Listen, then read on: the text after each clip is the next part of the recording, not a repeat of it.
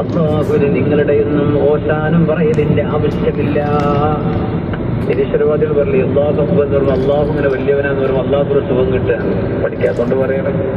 അള്ളാഹു ഇങ്ങനെ അല്ലാഹു അക്ബർ എന്ന് പറയിപ്പിക്കുക നമ്മളെ കൊണ്ട്. അതിനെന്താ കുഴപ്പങ്ങളും? മാനേജർമാർ നിങ്ങളെ കൊണ്ട് മൂക്കോട്ട് ഷാവരിപ്പിക്കണല്ലേ? അത്രയൊന്നുമില്ലല്ലോ. 5 നേരം നിസ്കരിക്കാനല്ലേ പറഞ്ഞിട്ടുള്ളൂ.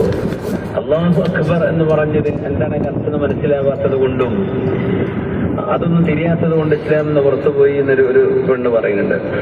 അള്ളാഹു ഹിദായത്ത് കൊടുക്കട്ടെ. ചോരത്തിളപ്പിന്റെ ഒരു സമയം കുറച്ച് കഴിഞ്ഞാൽ തിരിഞ്ഞോളും ഇൻഷാ അല്ലാഹ്. ഉമ്മയും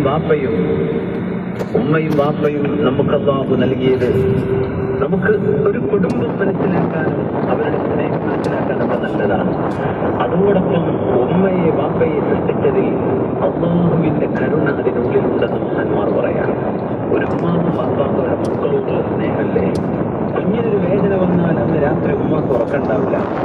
ഇടയ്ക്കിടയ്ക്ക്